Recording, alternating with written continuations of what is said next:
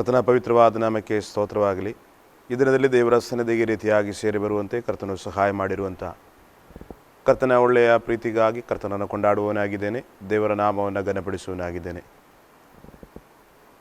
ಕರ್ತನಾದ ದೇವರು ನಮ್ಮೆಲ್ಲರನ್ನ ಪ್ರೀತಿಸಿ ತನ್ನ ಚಿತ್ತಾನುಸಾರವಾಗಿ ನಮ್ಮನ್ನು ನಡೆಸುವುದರಿಂದ ಈ ಲೋಕದಲ್ಲಿರುವಂತಹ ಸಮಸ್ಯೆಗಳಿಗೆ ಸೋತು ಹೋಗದೆ ಯಥಾರ್ಥವಾಗಿ ದೇವರಲ್ಲಿ ಬೇರೂರಿ ಬೆಳೆಯುವಂತೆ ದೇವರು ನಮಗೆ ಸಹಾಯ ಮಾಡಿರುವಂಥ ಆತನ ಪ್ರೀತಿಗಾಗಿ ಕರ್ತನನ್ನು ಕೊಂಡಾಡೋಣ. ದೇವರ ನಾಮವನ್ನು ನಮಗೆ ಘನಪಡಿಸೋಣ, ಮಹಿಮೆಪಡಿಸೋಣ. ಸ್ವಲ್ಪ ಸಮಯದ ಚಿಂತನೆಗೆ ಆಧಾರವಾಗಿ ನಮಗೆ ಒಂದು ವಾಕ್ಯವನ್ನು ದೇವರ ಸನ್ನಿಧಿಯಲ್ಲಿ ಓದಿಕೊಳ್ಳುವ. ಕೊಲೊಸ್ಸದವರಿಗೆ ಬರೆದ ಪತ್ರಿಕೆ 3ನೇ ಅಧ್ಯಾಯ ಅದರ 12ನೇ ವಾಕ್ಯ. ಹೀಗಿರಲಾಗಿ ನೀವು ದೇವರಿಂದ ಆರಿಸಿಕೊಂಡವರು, ಪ್ರತಿಷ್ಠಿತವರು, ಪ್ರಿಯರೂ ಆಗಿರುವುದರಿಂದ ಕನಿಕರ, ದಯೆ, ದೀನ ಭಾವ, ಸ್ವಾತ್ವಿಕತ್ವ, ದೀರ್ಘಶಾಂತಿ ಎಂಬ ಸದ್ಗುಣಗಳನ್ನು ಧರಿಸಿಕೊಳ್ಳಿರಿ ಎಂಬುದಾಗಿ ಇಲ್ಲಿ ನಮಗೆ ನೋಡಲಿಕ್ಕೆ ಸಾಧ್ಯವಾಗುತ್ತದೆ. ದೇವರ ವಾಕ್ಯದಲ್ಲಿ ಹೇಳುತ್ತದೆ, ನಾವು ದೇವರಿಂದ ಆರಿಸಿಕೊಂಡವರಾಗಿದ್ದೇವೆ ಎಂಬುದಾಗಿ. ದೇವರಿಂದ ಆರಿಸಿಕೊಂಡಂತಹ ನಮ್ಮ ಜೀವಿತದಲ್ಲಿ ಇರಬೇಕಾದಂತಹ ಕೆಲವೊಂದು ಗುಣಗಳನ್ನು ದೇವರ ವಾಕ್ಯವು ಬಹಳ ಗಂಭೀರವಾಗಿ ನಮಗೆ ತಿಳಿಸುವುದನ್ನು ನಮಗೆ ನೋಡಲಿಕ್ಕೆ ಸಾಧ್ಯ. ಅಲ್ಲಿ ನಾವು ಓದಿದಂತಹ ವಾಕ್ಯದ ಕಡೆಗೆ ನಮ್ಮ ಗಮನವನ್ನು ಹರಿಸುವಾಗ ಕರ್ತನಾದ ದೇವರು ತನ್ನ ಜನರಿಂದ ಬಯಸುವಂತಹ ಕಾರ್ಯಗಳು ಏನೇನೇ ಆಗಿವೆ ಎಂಬುದಾಗಿ ನಮಗೆ ನೋಡಲಿಕ್ಕೆ ಸಾಧ್ಯ. ಇಲ್ಲಿ ನಮಗೆ ನೋಡಲಿಕ್ಕೆ ಸಾಧ್ಯ, ಒಂದು, ನಾವು ದೇವರಿಂದ ಆರಿಸಿಕೊಂಡವರು ಮಾತ್ರವಲ್ಲ, ದೇವರಿಗೆ ಪ್ರಿಯರೂ ಆಗಿದ್ದೇವೆ ಎಂಬುದಾಗಿ ದೇವರ ವಾಕ್ಯವು ನಮಗೆ ತಿಳಿಸ್ತಾ ಇದೆ. ದೇವರ ಪ್ರೀತಿಯನ್ನು ಸಂಪಾದಿಸುವುದಕ್ಕೆ ನಾವು ಪ್ರಯಾಸ ಪಡುವವರಾಗಿರುವಂತಹ ನಮ್ಮ ಜೀವಿತದಲ್ಲಿ ಕರ್ತನಿಗೆ ಮೆಚ್ಚುಗೆಯಾಗಿರುವ ರೀತಿಯಾಗಿ ನಮ್ಮ ಜೀವನವನ್ನು ಮುಂದಕ್ಕೆ ಸಾಗಿಸಿದರೆ ನಿಶ್ಚಯವಾಗಿಯೂ ಕ್ರಿಸ್ತನ ಪ್ರೀತಿಯನ್ನು ನಮಗೆ ಸಂಪಾದಿಸಿಕೊಳ್ಳುವುದಕ್ಕೆ ಸಾಧ್ಯವಾಗುತ್ತದೆ. ದೇವರ ವಾಕ್ಯದಲ್ಲಿ ಹೇಳುತ್ತದೆ, 2 ಕಾರ್ಯಗಳನ್ನು ನಮಗೆ ನೋಡಲಿಕ್ಕೆ ಸಾಧ್ಯ. ಒಂದು, ದೇವರಿಂದ ಪ್ರತಿಷ್ಠಿತರು; 2, ದೇವರಿಂದ ಆರಿಸಿಕೊಂಡವರು; 3, ದೇವರಿಗೆ ಪ್ರಿಯರೂ ಆಗಿದ್ದೇವೆ ಎಂಬುದಾಗಿ. ಪ್ರತಿಯೊಬ್ಬ ಮನುಷ್ಯನ ಜೀವಿತದಲ್ಲಿಯೂ ಅವನಿಗೆ ಹೇಳೋದಕ್ಕೆ ಸಾಧ್ಯವಾಗುವಂಥದ್ದು, ನಾನು ದೇವರಿಂದ ಆರಿಸಿಕೊಂಡವನಾಗಿದ್ದೇನೆ ಎಂಬುದಾಗಿ. ಕಾರಣ, ಅವನ ಜೀವಿತದಲ್ಲಿದ್ದಂತಹ ಹಳೆಯ ಸ್ವಭಾವ, ಹಳೆಯ ಅನುಭವಗಳನ್ನು ನಾವು ತಿಳಿದುಕೊಳ್ಳುವಾಗ ಮನುಷ್ಯರು ತಳ್ಳಿದಂತಹ ತನ್ನ ಜೀವನ, ಒಂದು ವೇಳೆ ತನ್ನ ಸಂಬಂಧಿಕರಾಗಿರಬಹುದು, ಒಡ ಹುಟ್ಟಿದವರಾಗಿರಬಹುದು, ತಂದೆ ತಾಯಿಗಳಾಗಿರಬಹುದು, ಮನುಷ್ಯನನ್ನು ತಳ್ಳಿದಂತಹ ಜೀವನದಿಂದ ಅವನ್ನ ಯಥಾರ್ಥವಾಗಿ ಆ ಜೀವನದ ಬೆಳಕಿಗೆ ತಂದಿರುವುದಕ್ಕೆ ಕಾರಣ ದೇವರು ಆರಿಸಿಕೊಂಡಿರುವುದರಿಂದ, ದೇವರ ಆರಿಸುವಿಕೆ ಅವನ ಜೀವಿತದಲ್ಲಿ ಇದ್ದುದರಿಂದ ಯಥಾರ್ಥವಾಗಿ ಪಾಪದಲ್ಲಿ ಜೀವಿಸ್ತಿದ್ದಂತಹ ಮನುಷ್ಯನು ತನ್ನ ಆ ಪಾಪದ ಜೀವಿತವನ್ನು ಬಿಟ್ಟು ಪಾಪರಹಿತವಾಗಿರುವಂತಹ ಜೀವನವನ್ನು ನಡೆಸುವುದಕ್ಕೆ ಯೇಸು ಕ್ರಿಸ್ತನಿಂದ ಕರೆಯಲ್ಪಟ್ಟವನಾಗಿರುವುದರಿಂದ ದೇವರ ವಾಕ್ಯದಲ್ಲಿ ಹೇಳುತ್ತದೆ, ನೀವು ಆರಿಸಿಕೊಂಡವರಾಗಿದ್ದೀರಿ ಎಂಬುದಾಗಿ. ಆರಿಸಿಕೊಂಡವರಾಗಿರುವಂತಹ ನಮ್ಮಲ್ಲಿ ಇರಬೇಕಾಗಿರುವಂತಹ ಗುಣಗಳು ಕನಿಕರ ಇರಬೇಕು, ದಯೆ ಇರಬೇಕು, ದೀನಭಾವ ಇರಬೇಕು, ಸಾತ್ವಿಕತ್ವ ಇರಬೇಕು, ದೀರ್ಘಶಾಂತಿ ಎಂಬ ಸದ್ಗುಣಗಳು ನಮ್ಮಲ್ಲಿರಬೇಕು ಎಂಬುದಾಗಿ. ಒಳ್ಳೆಯ ಗುಣಗಳು ನಮ್ಮಲ್ಲಿ ಇರಬೇಕು ಎಂಬುದಾಗಿ ದೇವರು ನಮ್ಮ ಕುರಿತಾಗಿ ಬಯಸ್ತಾ ಇದ್ದಾರೆ. ನಮ್ಮನ್ನು ಈ ದೇವರು ಅಥವಾ ಯೇಸುಸ್ವಾಮಿ ಈ ಲೋಕದ ಪಾಪದ ಮೋಹದ ಬಲೆಯಲ್ಲಿದ್ದಂತಹ ಬಿದ್ದಂತಹ ನಮ್ಮನ್ನು ಆರಿಸಿಕೊಂಡು ತನ್ನ ಮಕ್ಕಳನ್ನಾಗಿ ನಮ್ಮನ್ನು ಇಟ್ಟಿರುವಾಗ ಯಥಾರ್ಥವಾಗಿ ಮತ್ತು ತಿರುಗಿ ಆ ಮೋಹ ಬಲೆಗೆ ನಾವು ಸಿಕ್ಕದ ಹಾಗೆ ನಾವು ನಮ್ಮನ್ನು ಬಹಳ ಜಾಗರೂಕತೆಯಿಂದ ಕಾದುಕೊಂಡವರಾಗಿರಬೇಕು ಅಥವಾ ಕಾಪಾಡುವವರಾಗಿರಬೇಕು. ದೇವರ ವಾಕ್ಯದಲ್ಲಿ ಹೇಳುವ ರೀತಿಯಾಗಿ ನಾವು ದೇವರಿಗೆ ಪ್ರಿಯರಾಗಿದ್ದೇವೆ ಎಂಬುದಾಗಿ ಹೇಳಿ ನಮ್ಮ ಚಿತ್ತ ಅಥವಾ ನಮ್ಮ ಇಷ್ಟ ಪ್ರಕಾರವಾಗಿ ನಮಗೆ ಈ ಲೋಕದಲ್ಲಿ ಜೀವಿಸುವುದಕ್ಕೆ ಅನುಮತಿ ಇಲ್ಲ. ಕಾರಣ, ದೇವರ ವಾಕ್ಯದಲ್ಲಿ ನಾವು ನೋಡುತ್ತೇವೆ, ನಾವು ಕ್ರಯಕ್ಕೆ ಕೊಳ್ಳಲ್ಪಟ್ಟವರು ಎಂಬುದಾಗಿ ಪೌಲರು ಬಹಳ ವ್ಯಕ್ತವಾಗಿ ಹೇಳ್ತಾ ಇದ್ದಾರೆ. ನಾವು ಯೇಸು ಕ್ರಿಸ್ತನ ಮುಖಾಂತರವಾಗಿ ಕ್ರಯಕ್ಕೆ ಕೊಳ್ಳಲ್ಪಟ್ಟವರು. ನಾವಿನ್ನು ಜೀವಿಸುವುದು ನಮಗಾಗಿ ಅಲ್ಲ, ಬದಲಾಗಿ ಕ್ರಿಸ್ತನಿಗೋಸ್ಕರವಾಗಿ ನಾವು ಜೀವಿಸುವವರಾಗಿರಬೇಕು. ಕ್ರಿಸ್ತನಿಗಾಗಿ ಜೀವಿಸುವಂತಹ ನಮ್ಮಲ್ಲಿ ಕ್ರಿಸ್ತನ ಸ್ವಭಾವಗಳು ಅಥವಾ ಕ್ರಿಸ್ತನ ಸ್ವಭಾವ ನಮ್ಮಲ್ಲಿರುವಂಥದ್ದಾಗಿರಬೇಕು. ಕ್ರಿಸ್ತನ ಸ್ವಭಾವದಲ್ಲಿರುವಂತಹ ಗುಣಗಳು, ಮಹಿಮೆಗಳು ಈ ಕಾರ್ಯಗಳಲ್ಲಿ ನಮಗೆ ಅಥವಾ ನಾವು ಓದಿದಂತಹ ದೇವರ ವಾಕ್ಯದಲ್ಲಿ ನಮಗೆ ನೋಡಲಿಕ್ಕೆ ಸಾಧ್ಯ. ದೇವರು ಅಥವಾ ಕ್ರಿಸ್ತನು ಕನಿಕರ ಇರುವ ದೇವರಾಗಿರುವುದರಿಂದ ಅಥವಾ ಆಗಿದ್ದುದರಿಂದ ನಮ್ಮ ಜೀವಿತದಲ್ಲಿ ದೇವರ ಕನಿಕರವನ್ನು ಅನುಭವಿಸುವುದಕ್ಕೆ ಸಾಧ್ಯವಾದದ್ದು. ಎಲ್ಲರೂ ತಳ್ಳಿಬಿಟ್ಟಂತಹ, ಎಲ್ಲರೂ ಕೈಬಿಟ್ಟಂತಹ ನಮ್ಮ ಜೀವಿತದಲ್ಲಿ ದೇವರಿಗೆ ಮಾತ್ರ ನಮ್ಮ ಜೀವನ ಬದಲಾವಣೆ ಮಾಡುವುದಕ್ಕೆ ಸಾಧ್ಯವಾಗುವಂಥದ್ದು. ನಮ್ಮ ಜೀವನದಲ್ಲಿ ನಮಗೆ ಚಿಂತಿಸುವುದಕ್ಕೆ ಸಾಧ್ಯ, ಎಲ್ಲರೂ ತಳ್ಳಲ್ಪಟ್ಟಂತಹ ಅನುಭವದಲ್ಲಿದ್ದಂತಹ ನಮ್ಮ ಜೀವನ ಯೇಸು ಕ್ರಿಸ್ತನ ಮುಖಾಂತರವಾಗಿ ಎಲ್ಲರಿಗೂ ಮಾದರಿ ಮಾತ್ರವಲ್ಲ, ಎಲ್ಲರಿಗೂ ಉಪಯೋಗವಾಗುವಂಥ ಜೀವನವಾಗಿ ದೇವರು ನಮ್ಮನ್ನು ಮಾರ್ಪಡಿಸಿದ್ದಾರೆ. ಅದು ದೇವರ ದಯೆಯಾಗಿದೆ ಅಥವಾ ದೇವರ ಕನಿಕರವಾಗಿದೆ. ದೇವರು ನಮ್ಮ ಮೇಲೆ ಕನಿಕರ ಬಿಟ್ಟು ನಾವು ನಾಶವಾಗುತ್ತಿದ್ದಂತಹ ದಾರಿಯಿಂದ ನಮ್ಮನ್ನು ತನ್ನ ಕಡೆಗೆ ಸೆಳೆದುಕೊಂಡು ತನ್ನ ಮಕ್ಕಳು ಎಂಬುದಾಗಿರುವ ಶ್ರೇಷ್ಠವೂ ಅಮೂಲ್ಯವಾಗಿರುವಂತಹ ಪದವಿಯನ್ನು ನಮಗೆ ದಯಪಾಲಿಸಿ ತನ್ನಲ್ಲಿ ನಿಲ್ಲಿಸಿರುವಾಗ ಯಥಾರ್ಥವಾಗಿ ನಮ್ಮಲ್ಲಿ ಪ್ರಕಟವಾಗಬೇಕಾದಂಥ ಸ್ವಭಾವದಲ್ಲಿ ಒಂದನೇ ಸ್ವಭಾವ ಕನಿಕರ ಎಂಬುದು.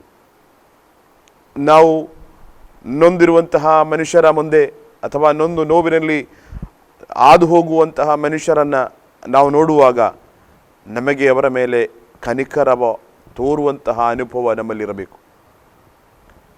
ದೇವರ ವಾಕ್ಯದಲ್ಲಿ ನಮಗೆ ನೋಡಲಿಕ್ಕೆ ಸಾಧ್ಯ, ಯೇಸು ಸ್ವಾಮಿ ಲೋಕದಲ್ಲಿ ತನ್ನ ಸೇವೆಯನ್ನು ಮಾಡುತ್ತಿದ್ದಾಗ, ಸುವಾರ್ತೆಗಳನ್ನು ನಾವು ಕಲಿತಿರುವಾಗ ನಮಗೆ ನೋಡಲಿಕ್ಕೆ ಸಾಧ್ಯ, ಕಲಿಯುವಾಗ ನಮಗೆ ನೋಡಲಿಕ್ಕೆ ಸಾಧ್ಯ, ಯೇಸು ಸ್ವಾಮಿ ಈ ಲೋಕದ ಜೀವನ ನಡೆಸ್ತಾ ಇದ್ದಾಗ, ತನ್ನ ಸೇವೆ ಪ್ರಾರಂಭಿಸಿದ ನಂತರ ಯೇಸು ಸ್ವಾಮಿ ಅನೇಕರನ್ನು ಕನಿಕರಿಸಿದರು ಎಂಬುದಾಗಿ ನಮಗೆ ನೋಡಲಿಕ್ಕೆ ಸಾಧ್ಯ. ರೋಗದಲ್ಲಿದ್ದಂತಹ ಅನೇಕರನ್ನು, ನೋವಿನಲ್ಲಿದ್ದಂತಹ ಅನೇಕರನ್ನು ಯೇಸು ಸ್ವಾಮಿ ಕನಿಕರಿಸಿದರು. ಅದರ ಕನಿಕರಿಸಿದರ ಪ್ರಯುಕ್ತ ಅವರ ಜೀವಿತದಲ್ಲಿ ಸಂಭವಿಸಿದಂತಹ ಕಾರ್ಯಗಳು, ಅವರ ರೋಗದಿಂದ ಅವರಿಗೆ ಬಿಡುಗಡೆಯು, ಅವರ ನೋವಿನಿಂದ ಅವರಿಗೆ ಸಂತೈಸುವಿಕೆಯು ದೊರಕುವುದಕ್ಕೆ ಸಾಧ್ಯವಾಯಿತು. ದೇವರ ಮಕ್ಕಳಾಗಿರುವಂಥ ನಮ್ಮ ಜೀವಿತದಲ್ಲಿ ಆ ದೇವರ ಸ್ವಭಾವ ನಮ್ಮಲ್ಲಿ ಇರುವಾಗ ನಾವು ಕೂಡ ನೊಂದಿರುವಂತಹ ಮನಗಳನ್ನು ಅಥವಾ ಗಾಯವಾಗಿರುವಂತಹ ಹೃದಯಗಳನ್ನು ವಾಸಿ ಮಾಡುವುದಕ್ಕೆ ನಮ್ಮ ಮಾತುಗಳು, ನಮ್ಮ ನಡವಳಿಕೆಗಳು, ನಮ್ಮ ಕಾರ್ಯಗಳು ಸಾಧ್ಯವಾಗಬೇಕು. ಸಂತೈಸುವಿಕೆಯ ಅನುಭವ ನಮ್ಮಲ್ಲಿರಬೇಕು. ಅದೇ ದೇವರ ವಾಕ್ಯದಲ್ಲಿ ಹೇಳುತ್ತದೆ, ಕನಿಕರ, ದಯೆ, ದೀನಭಾವ.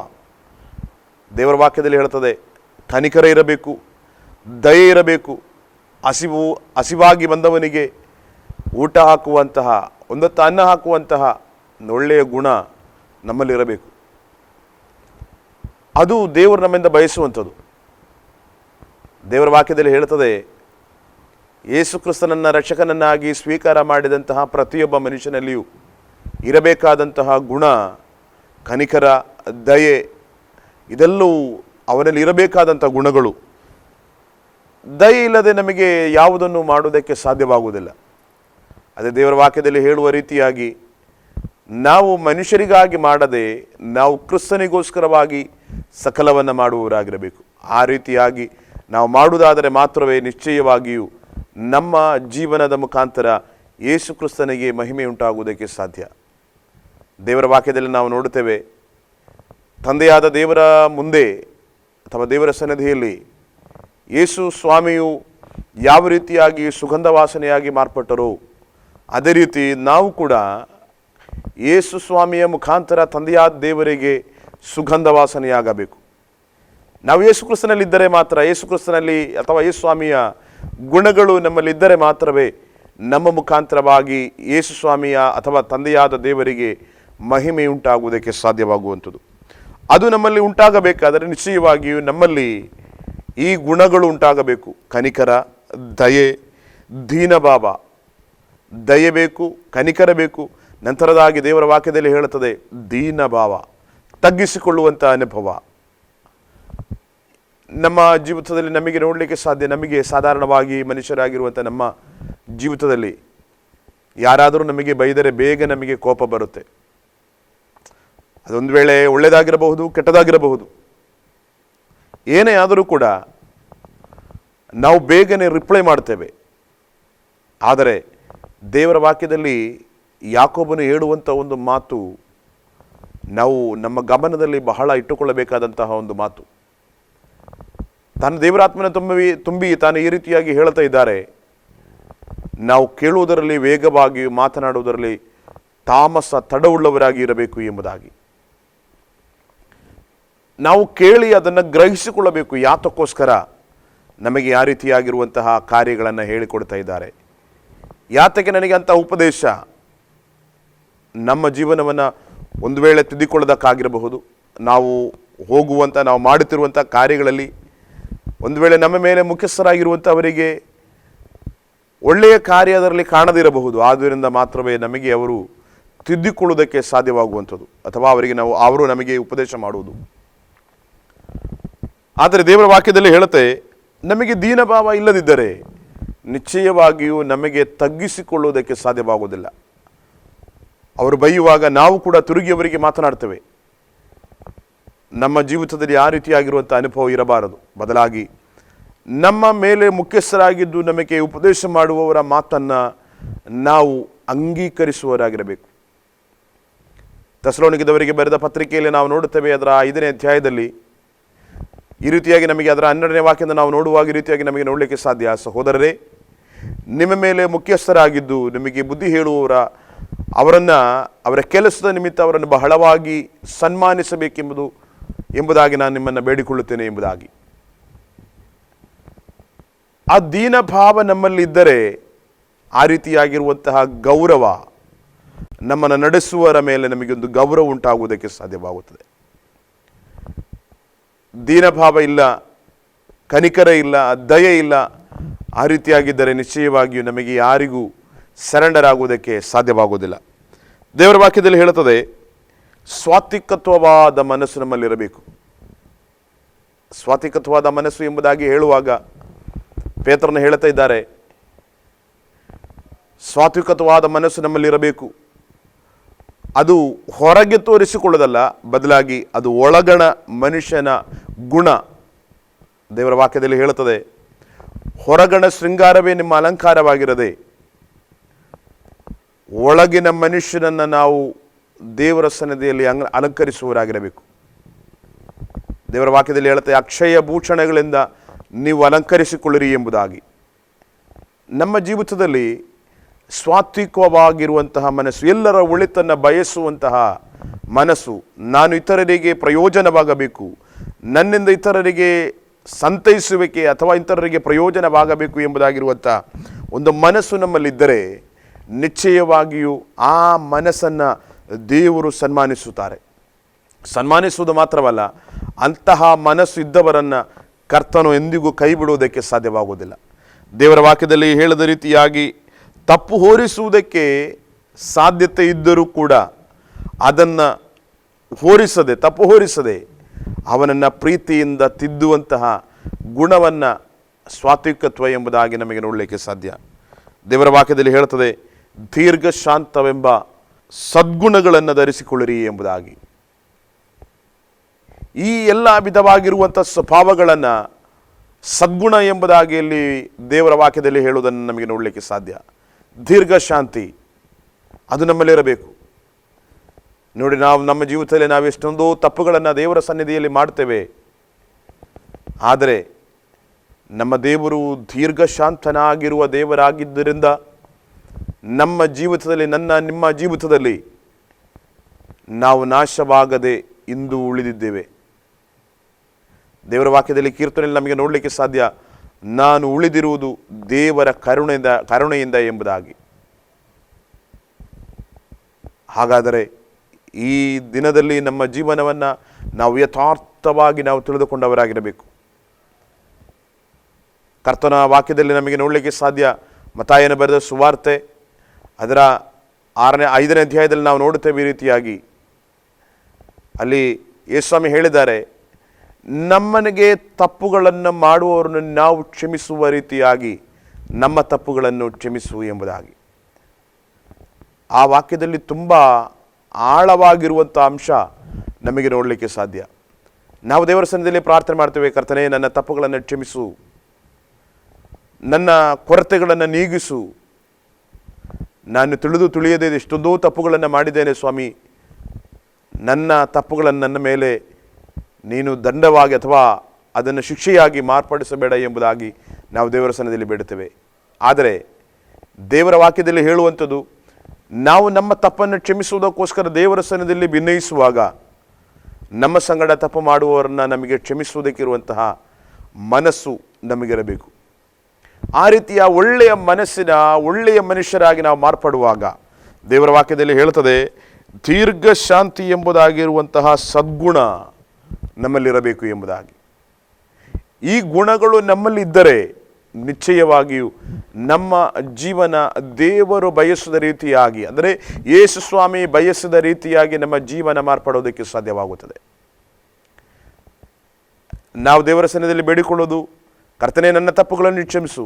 ಆದರೆ ದೇವರು ನಮಗೆ ಹೇಳುವಂಥದ್ದು, ನಮಗೆ ತಪ್ಪು ಮಾಡುವವರು, ನಮಗೆ ದ್ರೋಹ ಮಾಡುವವರನ್ನು ನಾವು ಕ್ಷಮಿಸುವವರಾಗಿರಬೇಕು.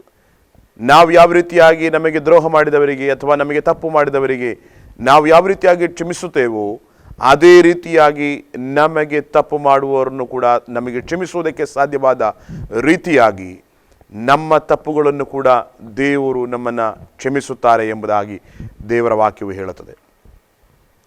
ನನ್ನನ್ನು ಕೇಳುವಂತಹ ಪ್ರಿಯ ಸಹೋದರ ಸಹೋದರಿಯರೇ, ತಂದೆ ತಾಯಿಗಳೇ, ಮಕ್ಕಳ ಯೌವನಸ್ಥರೇ, ನಮ್ಮ ಜೀವಿತದಲ್ಲಿ ನಾವು ಹಾದು ಹೋಗುವಂತಹ ಪರಿಸ್ಥಿತಿಗಳು ಒಂದು ವೇಳೆ ನಮಗೆ ಸಹಿಸುವುದಕ್ಕೆ ಸಾಧ್ಯವಾಗದಿರುವಂಥ ಅನುಭವವಾಗಿರಬಹುದು.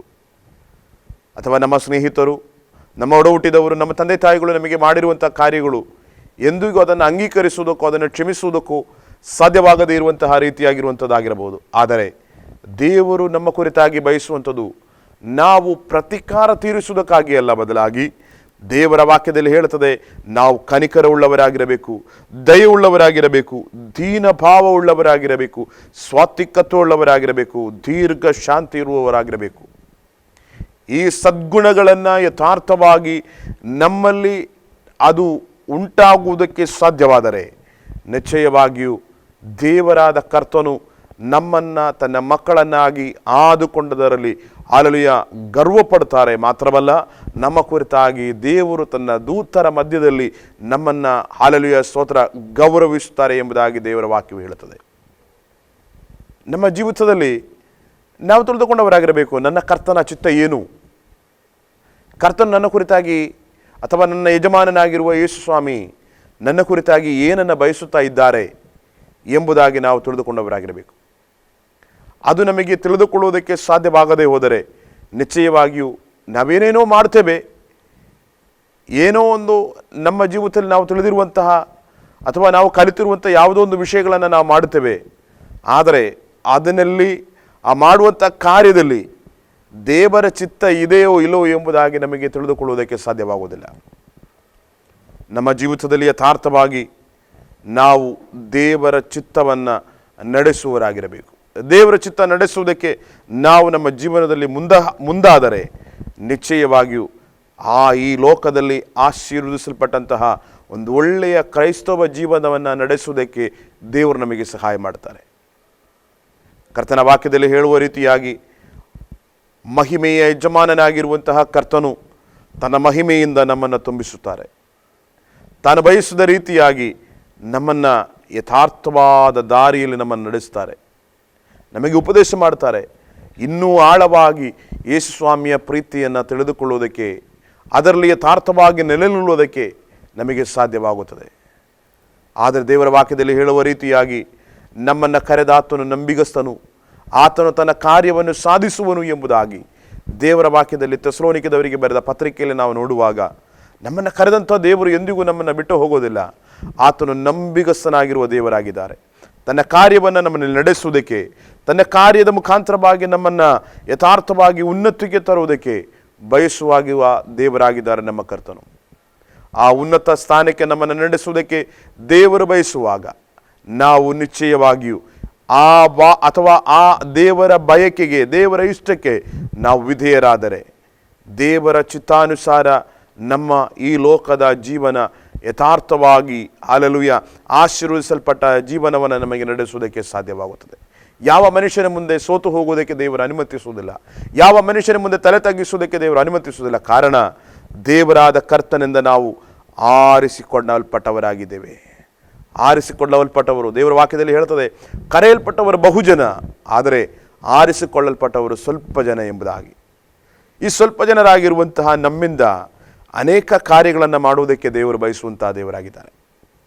ಈ ಆರಿಸಿಕೊಳ್ಳುವಿಕೆ ಅದು ಶ್ರೇಷ್ಠವಾಗಿರುವಂಥದ್ದಾಗಿದೆ.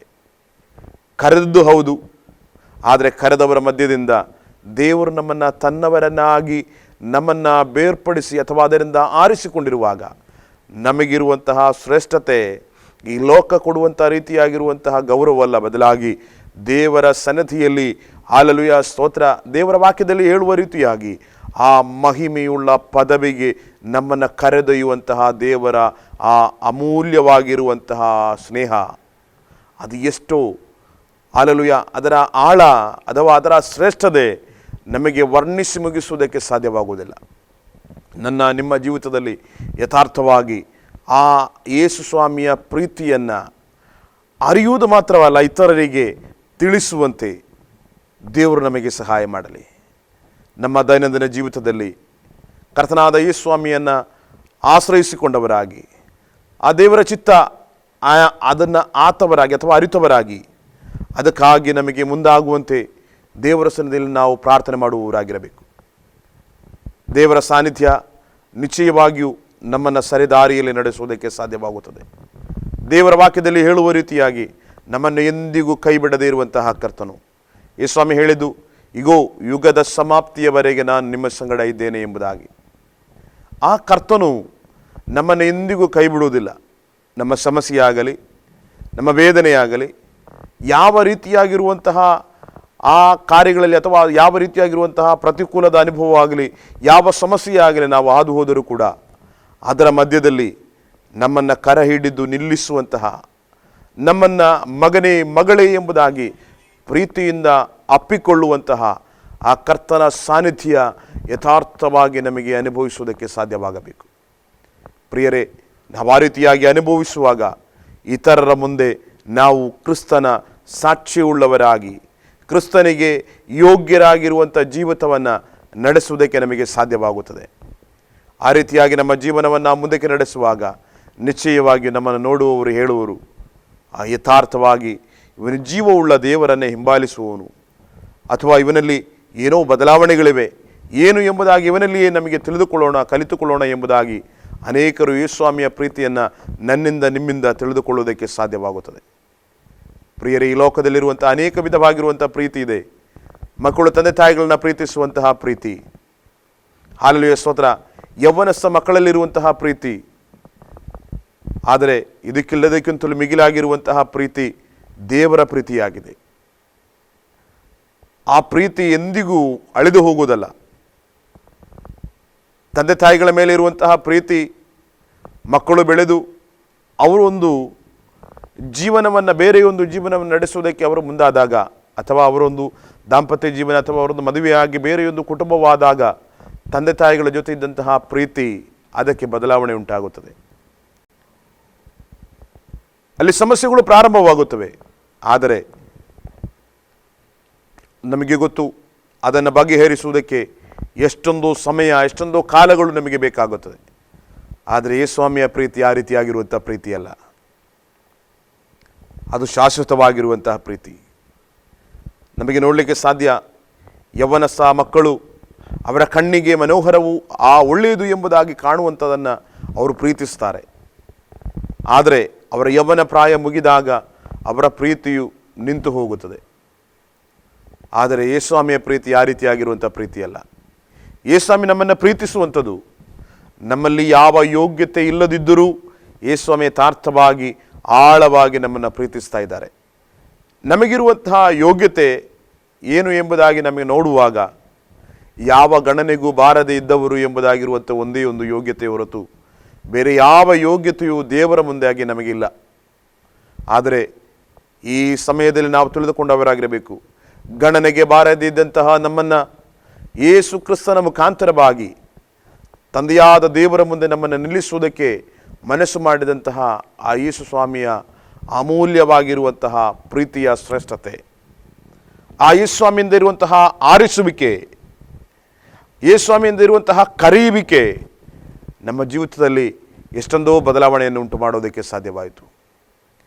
ಪ್ರಿಯರೇ, ಒಂದು ವೇಳೆ ನಾವು ಬಯಸಿದಾಗಿರಬಹುದು ಅಥವಾ ಬಯಸದೇ ಇದ್ದುದಾಗಿರಬಹುದು, ಅದರ ಮಧ್ಯದಲ್ಲಿಯೂ ದೇವರು ನಮ್ಮನ್ನು ಹುಡುಕಿ ಬಂದು ತನ್ನ ಮಕ್ಕಳನ್ನಾಗಿ ನಮ್ಮನ್ನು ಮಾಡಿದ್ದಾರೆ. ಆ ದೇವರ ಮುಂದೆ ನಾವು ನಮ್ರತೆ ಉಳ್ಳವರಾಗಿ, ಯಥಾರ್ಥವಾಗಿ ವಿಧೇಯವುಳ್ಳವರಾಗಿ, ದೀರ್ಘಶಾಂತರಾಗಿ, ಕರ್ತನ ಚಿತ್ತವನ್ನು ಮಾಡುವಂತೆ, ದಯೆ, ಕನಿಕರ, ಹಾಲೆಲೂಯ, ದೀನ ಮನಸ್ಸೆಂಬ ಸ್ವಭಾವ ನಮ್ಮಲ್ಲಿ ಇದ್ದವರಾಗಿ, ಕರ್ತನ ಚಿತ್ತವನ್ನು ಈ ಲೋಕದಲ್ಲಿ ಈಡೇರಿಸುವಂತೆ ದೇವರು ನಮಗೆ ಸಹಾಯ ಮಾಡಲಿ. ಕರ್ತನ ಸನ್ನಿಧಿಯಲ್ಲಿ ನಮ್ಮನ್ನು ಒಪ್ಪಿಸಿಕೊಡೋಣ. ಈ ಲೋಕದಲ್ಲಿ ಪ್ರಿಯರೇ, ಏನೆಲ್ಲ ಸಂಪಾದನೆ ಮಾಡಿದರೂ ಕೂಡ ಕ್ರಿಸ್ತನು ನಮ್ಮಲ್ಲಿಲ್ಲದಿದ್ದರೆ ನಮಗೆ ಯಾವ ಪ್ರಯೋಜನವೂ ಇಲ್ಲ. ಯೇಸ್ವಾಮಿ ಹೇಳಿದ ರೀತಿಯಾಗಿ, ಒಬ್ಬ ಮನುಷ್ಯನನ್ನು ನೋಡಿ ಯೇಸ್ವಾಮಿ ಹೇಳಿದ ಈ ರೀತಿಯಾಗಿ, ನೀನು ಎಲ್ಲ ಲೋಕವನ್ನೆಲ್ಲ ಸಂಪಾದನೆ ಮಾಡಿಕೊಂಡರು ನಿನ್ನ ಆತ್ಮ ನಷ್ಟವಾದರೆ ನಿನಗೇನು ಪ್ರಯೋಜನ ಎಂಬುದಾಗಿ. ಪ್ರಿಯರೇ, ಆತ್ಮ ನಷ್ಟವಾಗುವುದಕ್ಕೆ ಒಂದು ಕ್ಷಣ ಸಾಕು, ಆದರೆ ಆ ಆತ್ಮವನ್ನು ಸಂಪಾದನೆ ಮಾಡಿಕೊಳ್ಳುವುದಕ್ಕೆ ನಮ್ಮ ಜೀವಮಾನ ಪೂರ್ತಿ ಅದನ್ನು ಬಹಳ ಜೋಪಾನವಾಗಿ, ಅಲ್ಲೂ ಗೌರವದಿಂದ ನಾವು ಅದನ್ನು ಕಾಯುವವರಾಗಿರಬೇಕು. ದೇವರ ವಾಕ್ಯದಲ್ಲಿ ಹೇಳುತ್ತದೆ, ಒಬ್ಬ ಮನುಷ್ಯನ ಆತ್ಮದ ಬೆಲೆ ಈ ಲೋಕಕ್ಕಿಂತಲೂ ದೊಡ್ಡದು ಎಂಬುದಾಗಿ. ಹಾಗಾದರೆ ನಮ್ಮ ಜೀವಿತದಲ್ಲಿ ನಾವು ನಮ್ಮನ್ನು ಪರೀಕ್ಷೆ ಮಾಡಿಕೊಂಡವರಾಗಿರಬೇಕು. ನಾವು ಸಾಧಾರಣರಾಗಿರುವವರಲ್ಲ. ಈ ಲೋಕಕ್ಕಿಂತಲೂ ಬೆಲೆಯುಳ್ಳವರಾಗಿ ದೇವರಾದ ಕರ್ತನಲ್ಲಿ ನಾವು ಇದ್ದಾಗ, ಲೋಕಕ್ಕಿಂತಲೂ ಬೆಲೆಯುಳ್ಳವರಾಗಿ ದೇವರು ನಮ್ಮನ್ನು ಎಣಿಸಿದರೆ, ಈ ಲೋಕ ನಮ್ಮ ಮುಂದೆ ಏನೂ ಇಲ್ಲ ಎಂಬುದಾಗಿರುವಂಥ ಸತ್ಯಾಂಶವನ್ನು ನಾವು ತಿಳಿದುಕೊಂಡವರಾಗಿರಬೇಕು. ನಮ್ಮ ಜೀವನ ದೇವರ ಮುಂದೆ ಯಾವ ರೀತಿಯಾಗಿದೆ, ದೇವರ ವಾಕ್ಯದ ಮುಂದೆ ನಮ್ಮ ಜೀವನವನ್ನು ನಾವು ಪರಿಶೀಲಿಸುವಾಗ, ನಾವು ದೇವರು ಬಯಸುವ ರೀತಿಯಾಗಿ ಕರ್ತನ ಬಯಸಿದ ಹಂತಕ್ಕೆ ನಮಗೆ ತಲುಪುವುದಕ್ಕೆ ಸಾಧ್ಯವಾಗಿದೆಯೋ ಎಂಬುದಾಗಿ ನಾವು ನಮ್ಮನ್ನೇ ತಿದ್ದಿಕೊಂಡವರಾಗಿ, ನಾವು ನಮ್ಮನ್ನೇ ಯಥಾರ್ಥವಾಗಿ ತಿರುಗಿ ಕಲಿಯುವವರಾಗಿ, ದೇವರ ವಾಕ್ಯದ ಮುಂದೆ ನಮ್ಮನ್ನೇ ಪರೀಕ್ಷಿಸಿಕೊಂಡವರಾಗಿ, ದೇವರ ಮುಂದೆ ನಮ್ಮ ಜೀವನವನ್ನು ಮುಡುಪಾಗಿ ನಮಗೆ ಕಾಯೋಣ. ದೇವರ ಸಾನ್ನಿಧ್ಯ ನಮ್ಮನ್ನು ಅನುದಿನವೂ ನಡೆಸಲಿ. ಕರ್ತನ ಸಾನ್ನಿಧ್ಯ ನಮ್ಮ ಜೀವಿತದಲ್ಲಿ ಇಲ್ಲದಿದ್ದರೆ ನಿಶ್ಚಯವಾಗಿಯೂ ನಮ್ಮ ಜೀವನದ ಎಲ್ಲ ದಾರಿಗಳು ಇಕ್ಕಟ್ಟಾಗಿ, ಬಹಳ ವೇದನೆ ಉಳ್ಳದಾಗಿ ನಮಗೆ ಮಾರ್ಪಡುತ್ತದೆ. ಆದರೆ ನಮ್ಮ ಜೀವಿತದಲ್ಲಿ ದೇವರ ವಾಕ್ಯಾನುಸಾರ ನಮ್ಮ ಜೀವನವನ್ನು ನಾವು ಮುಂದಕ್ಕೆ ಸಾಗಿಸುವುದಾದರೆ, ಈ ಕಷ್ಟದ ಮಧ್ಯದಲ್ಲಿಯೂ, ನೋವಿರುವಾಗಲೂ ನಮಗೆ ಯೇಸು ಸ್ವಾಮಿಯಲ್ಲಿ ಸಂತೋಷ ಪಡುವುದಕ್ಕೆ, ಯೇಸು ಸ್ವಾಮಿಯಲ್ಲಿ ಹೆಚ್ಚಳ ಪಡುವುದಕ್ಕೆ ನಮಗೆ ಸಾಧ್ಯವಾಗುತ್ತದೆ. ಹಲ್ಲೆಲೂಯ. ನಮ್ಮ ಜೀವನ ಅದಕ್ಕಾಗಿ ನಮಗೆ ಮುಡುಪಾಗಿಡೋಣ. ಕರ್ತನ ಮುಂದೆ ನಮ್ಮನ್ನೇ ನಮಗೆ ಸಿದ್ಧಗೊಳಿಸೋಣ. ಲೋಕವು ಅದರ ಅಂತ್ಯಕ್ಕೆ ತಲುಪಿದೆ, ಆದರೆ ಈ ಅಂತ್ಯದ ಸಮಯದಲ್ಲಿ ನಾವು ಯಥಾರ್ಥವಾಗಿ ಕ್ರಿಸ್ತನಿಗೋಸ್ಕರವಾಗಿ ನಾವು ನಮ್ಮನ್ನೇ ಒಪ್ಪಿಸಿಕೊಟ್ಟು ಕ್ರಿಸ್ತನ ಸೇವೆಗೆ ನಾವು ಮುಂದಾಗುವಾಗ, ಇತರ ದೇವರ ಸೇವಕರುಗಳ ಮಾತಿಗೆ ನಾವು ವಿಧೇಯರಾಗುವಾಗ, ಇತರರನ್ನು ನಾವು ಕನಿಕರಿಸುವಾಗ, ಇತರರ ಮೇಲೆ ನಾವು ದಯೆ ತೋರಿಸುವಾಗ, ಹಲ್ಲೆಲೂಯ, ಕರ್ತನು ನಮ್ಮ ಕುರಿತಾಗಿ ಸಂತೋಷ ಪಡುವುದಕ್ಕೆ ಸಾಧ್ಯವಾಗುತ್ತದೆ. ಅದಕ್ಕಾಗಿ ನಮ್ಮನ್ನೇ ದೇವರ ಹಸ್ತಗಳಿಗೆ ನಮಗೆ ಒಪ್ಪಿಸಿಕೊಡುವ ದೇವರಾದ ಕರ್ತನು ನಮ್ಮನ್ನು ಬಲಪಡಿಸಲಿ. ವಾಕ್ಯದ ಅಲ್ಲಿ ವಾಕ್ಯಕ್ಕೆ ಅನುಗುಣವಾಗಿ, ವಾಕ್ಯಾನುಸಾರವಾಗಿ ಆ ವಾಕ್ಯವು ನಮಗೆ ಹೇಳಿರುವಂತಹ ಆ ವಾಕ್ಯದ ಹೆಜ್ಜೆಯ ಜಾಡಿನಲ್ಲಿ ನಡೆಯುವಂತೆ ದೇವರು ನಮಗೆ ಸಹಾಯ ಮಾಡಲಿ. ಕರ್ತನ ಸಾನ್ನಿಧ್ಯದಲ್ಲಿದ್ದು ನಮ್ಮ ಜೀವನವನ್ನು ಯಥಾರ್ಥವಾಗಿ ದೇವರ ಚಿತ್ತಕ್ಕೆ ಒಪ್ಪಿಸಿ ನಮ್ಮ ಜೀವನವು ಇತರರಿಗೆ ಪ್ರಕಾಶವಾಗಿ, ಇತರರಿಗೆ ಬೆಳಕಾಗಿ ಮಾರ್ಪಡುವಂತೆ ದೇವರು ನಮಗೆ ಸಹಾಯ ಮಾಡಲಿ. ಈ ವಾಕ್ಯಗಳಿಂದ ದೇವರಾದ ಕರ್ತನು ನಮ್ಮೆಲ್ಲರನ್ನ ಆಶೀರ್ವದಿಸಲಿ.